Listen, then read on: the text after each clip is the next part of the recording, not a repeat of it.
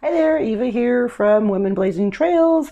Thank you for being here. If you are new to my channel, this is a channel for women over 50, but I always say women of any age can watch. Even men can watch too if they want to. I talk about a lot of really some random, crazy, fun things, but some really informative, interesting things that I think maybe men might like too. I don't know. I post videos once a week. And yeah, so if you're new here, hang out and listen for a bit, but hit the subscribe button and the notifications alert so you'll be notified every time I come on for with a new video. Holy, there's a whole lot of ums and all that in that introduction. Sorry, that was a shitty introduction.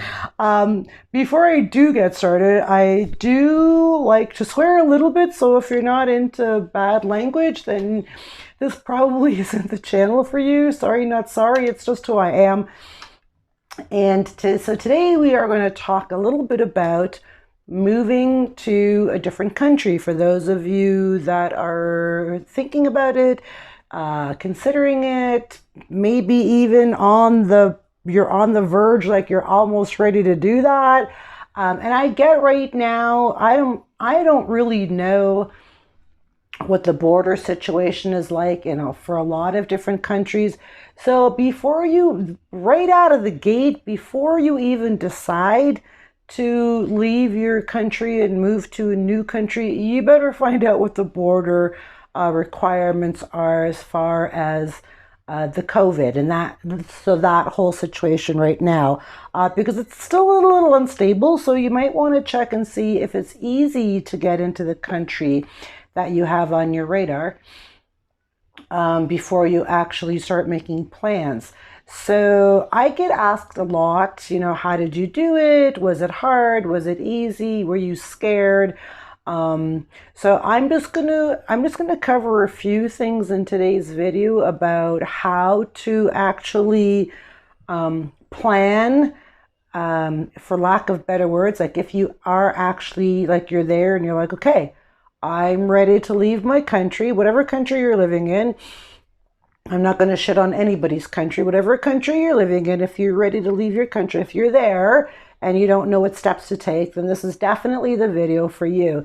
If you know somebody, a friend of yours who's on that fence and they're ready, share this video with them so they can get a little bit more information.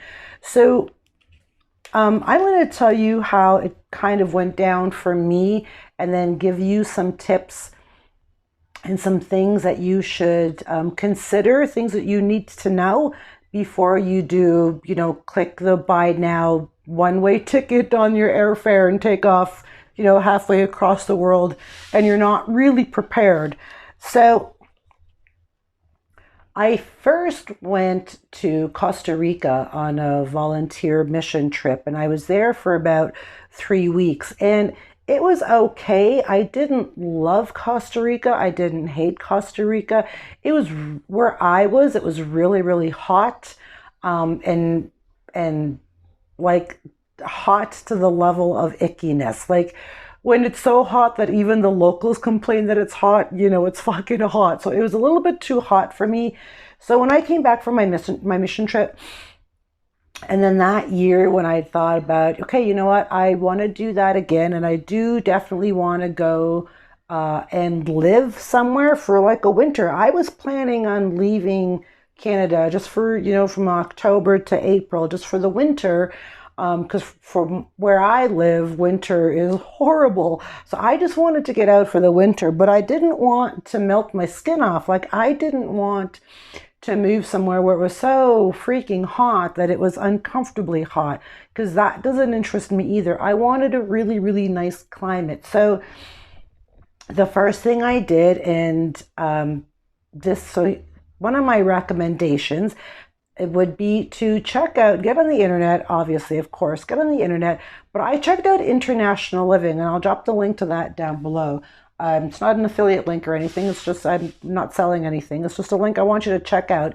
International Living had a lot of really, really decent articles to read. I actually have an article on International Living. I should probably find it for you. but I have an article there as well. There are, and it's just from people like me and other travelers who have been somewhere, have moved places. It's their take on things, have traveled around a lot. So it's all firsthand experience, travelers who have, been everywhere or just hunkered down in one place and are talking about their experience in that one place. So check out internationalliving.com, and maybe, and so the few of the things that you need to, like for me, climate was number one. Like that was like the very top of my list was climate. I needed perfect climate. And for me, perfect is I don't want 95-degree fucking days 3 months of the year. I don't want that because I will die. I don't want hot and humid. And for some people, and that's, the coast, the beach, the ocean, some people love that and that's great, but that wasn't for me. So climate was number one for me, absolutely. And for me also size was a big factor too. I wanted good climate. And I wanted something under 50,000 people. Yeah, I did. I didn't want to live in a big city anymore. I didn't want, the hustle and bustle and chaos. And I just wanted a small little town with perfect climate. So when you're on International Living, or even, just type in the Google search bar, you're looking for a country or a place with perfect climate, good services or whatever, I want 100,000 people, or I want a big city, or whatever it is that you want. So that's one way to narrow down different areas that you might like, right? That might be good for you. So what are you, and I would recommend like your top 5 things, right? And a lot of people are concerned about, especially over 50, because I am over 50. So women over 50 or men over 50. They're concerned about healthcare, right? Like, how good is healthcare? Can you get this? Can you get that? Dentists, eye doctors, if you need surgery and all of that stuff. So you want to Google that as well, where you have decent healthcare services. But I'm going to tell you, for the most part, like most places have decent healthcare services. And even if they don't, a decent city or an area that has healthcare services or what you need isn't that far depending on where you're going. So I know that's also a big concern for people is healthcare services. So, Google that, healthcare services, affordability, climate, safety, like Google all of those things. And once you're done that, so what I did, I Googled and then I went on to International Living. Come on up here. Sorry, my dog has to. Sorry, okay, wait. Okay, so then I went on to internationalliving.com and did a little bit of research on the countries that Google suggested to me. And Guatemala was one of them.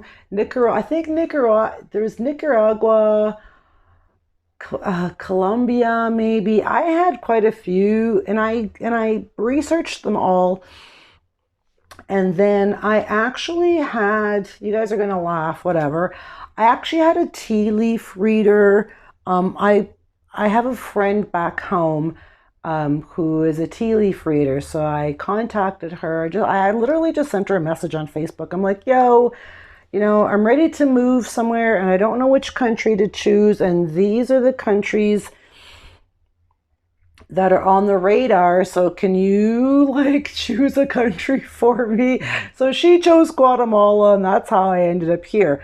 So after I chose the country, what I did was I researched more in International Living, checked out different little towns, areas, things like that. And then I went on Facebook, and Facebook is a gold mine, honestly. It's a gold mine for information, especially Facebook groups, because people are more than helpful. People love to help other people. And I know there's a lot of trolls and there's a lot of douchebags on Facebook, and that's anywhere, right? But there's also a lot of really helpful people on Facebook. So what I did, I narrowed it down to Guatemala and then the town that I was looking at. And then I joined a Facebook group for this town. And I just went in there and I started asking questions. And 99% of the people were just really, really helpful. I think I may have encountered like one or two people that was kind of a bit of an asshole, but you just ignore them. Like, just don't feed them. So you just ignore them. So I got a lot of information. Pardon me. I got a lot of information from these people just from asking questions. And no question is a dumb question because everybody in that group is started exactly where you are right now. I'm thinking about leaving my country, right? Everybody started there. So no question is a dumb question. So you want to find out things like, how easy is it to get services, medication, if you are on special medication, you want to find out if you can get that medication where you're going. Services, healthcare services, eyeglasses, dental, all that stuff. Check that out. Ask in the group. Ask about like So I live in a third world country, and I know not everybody is jumping on an airplane to come to a third world country because it's not for everybody. I'll tell you that right now. It's not for everybody. So there's a lot of services that I absolutely can't get here. And I guess maybe I'm just a hair snob, but well, I shouldn't say you can't get them because you certainly can get. But if you like to get your hair done once a week and get your nails done once a week, yeah, you can get those done here. I don't know if they're good or not. Maybe they are. I'm not going to shit on them because I don't really know. So there are stylists here and there is a nail place here. Are they any good? I don't know. I guess so, maybe. But you can get them, but you have to be careful because depending on if you are going to a third world country, not all third world countries have those kind of first world services. So you have to take into consideration, can you live without, a McDonald's? Can you live without a Walmart? Can you live without a Costco? Can you live without all those things? And so we don't have them where I live, but it's a 2-hour drive or a 3-hour drive, 3.5 hours and you're at a Costco, 2 hours, you're at a McDonald's. So, I mean, can you handle that? Then you'll be okay, right? So you wanted to look into things like that. You also want to look into like a circle of friends. Now, people that like you have to keep in mind that when you leave your country and your city, you're leaving all your friends behind, right? So when you're moving to a new town, can you make friends there? Like what's the age? What's the average age range? Are there people that are like-minded? Like, are there like-minded people in that area that you can make friends with? And you may not think that that's important, but it really kind of is important to find like-minded friends. I had a really hard time. I'm going to tell you something. I had a really hard time here when I first got down to Guatemala. I did have a hard time finding like-minded friends. A lot of my friends, and I love my friends dearly, don't get me wrong, the friends that I've made here, but a lot of my friends are, they're partiers. They like to go and hang out at the bar and drink and do blow and smoke cigarettes and smoke weed and do all that kind of stuff. And I did all that, but I don't do that anymore, and I don't really want to do that anymore. So you have to make sure that you can find some people or some friends or connect with women your age that are, maybe you find a little group of women that like, I don't know, bird watching or butterfly watching or whatever, something like that. So check into things like that too. Is it easy to make friends your age or friends, like-minded friends, that women or men that, that like the same things you like? And I also want to touch upon another thing. If you happen to be gay or lesbian, you might want to check out to see what the community is like. Is there a big gay or lesbian community? Will you be able to find other gays and lesbians that you can hang out with. That's a very important thing as well. So you want to check that out too. And also, not only that, but is that lifestyle acceptable? Obviously in most places around the world, I think it kind of is by now, but some places might not be. So you want to look into things like that. Are you going to be comfortable there? If you are a gay or lesbian, will you be comfortable in the little town that you've chosen? Those are really, really important things to think about. So you want to look at the cost. You want to make sure that you can afford to live wherever you're going to live. I check into cost. What's the cost? What's the housing like? Here you can find a pretty decent house for like $400 US. Pretty decent. Like you can, one bedroom, fridge, and so it's all furnished. Everything's for not. They're usually furnished with everything, linens, kitchen stuff, everything. So $400 a month. So you want to find out about, affordability. Is the Wi-Fi good? If you work online still, how good is the Wi-Fi? How much is the Wi-Fi? Cell phones, how much does it cost to charge up your phone? Like those kind of things. So you want to look into all those and ask all those questions. They're not dumb questions, just ask them anyway. And if you're in a group and some jerk just says something ignorant, just ignore them because you're probably going to get that person anyway. So once you've done all that and you've found your place, it gets really exciting at this. So this is where it gets really exciting. So you found the place that you want to live in, right? And you've asked all the questions, and now you've narrowed it down, and you know where you want to go and where you want to move. Then you start selling your shit, because this is when it gets real. Like when you start selling your stuff, that's when it's the real deal. Like you're fucking doing this, right?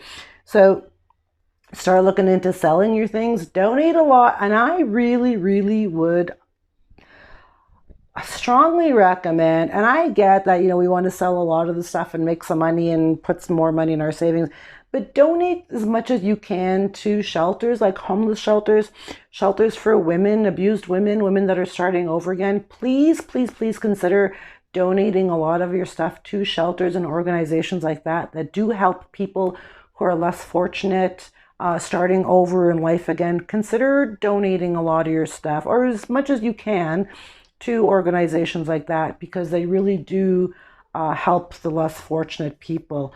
So start selling and donating your shit, doing the check and check, what's going, what's staying.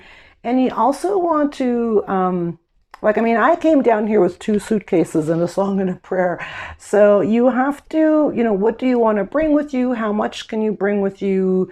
And if you're driving wherever you're going, are you driving night? A lot of obviously if you're not going across the ocean, across the world, but are you driving? Then you can bring more stuff.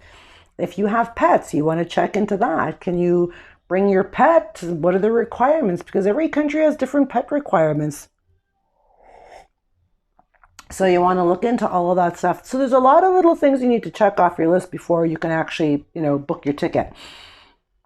So anyway, once you start selling off all your shit and you've chosen your country and you're selling your things, then it's time to actually pick a date. Like, when do you want to go? You've already checked the requirements.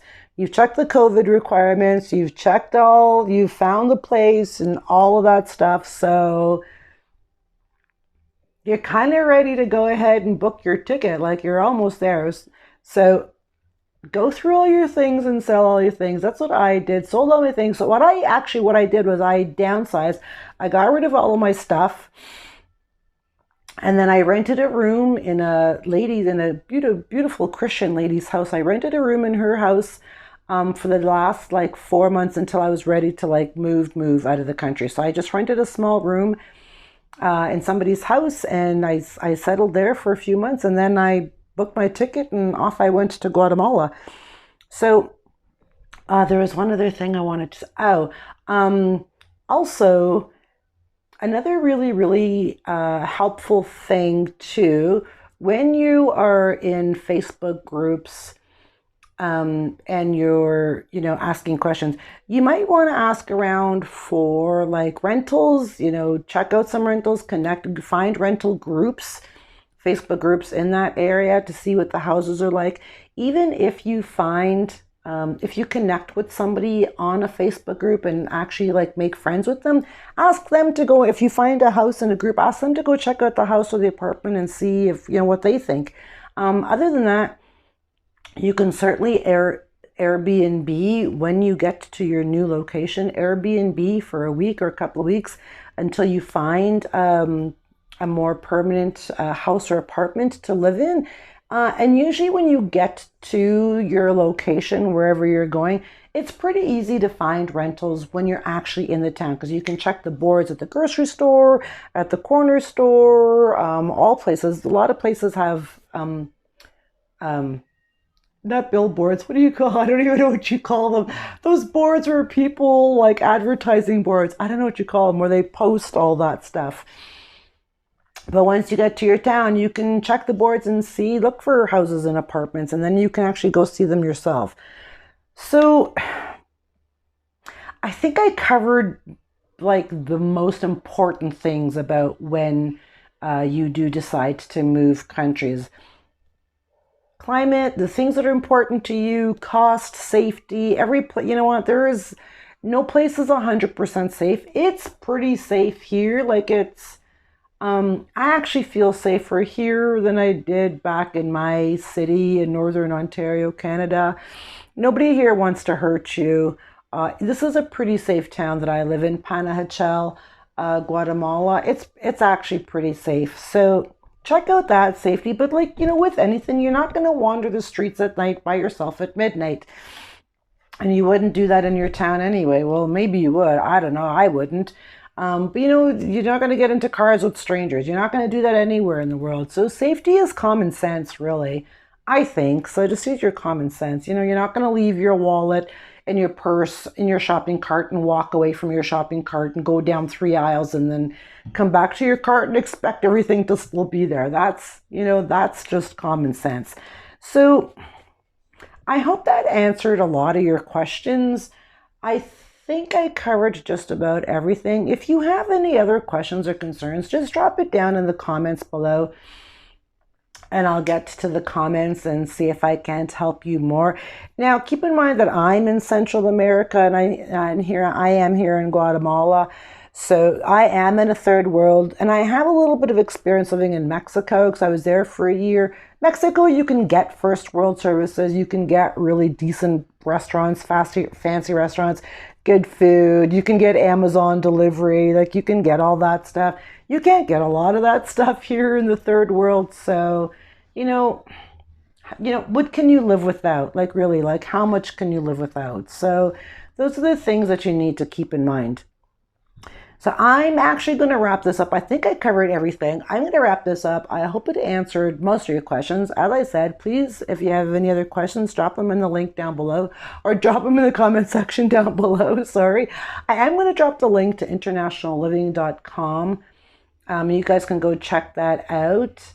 And I'm going to drop my Ko-fi link down below. If I've helped you in any way, shape, or form, if you love this video, you can support my work by just going down in the description box down below, clicking my Ko-fi link and buying me a coffee and supporting my channel and my work that way. So that's all I got for you guys this week. I hope you enjoyed this video. Please don't forget to subscribe, hit the notifications alert, and all that good stuff. And I'll catch y'all back here soon. Bye from Guatemala. Love you.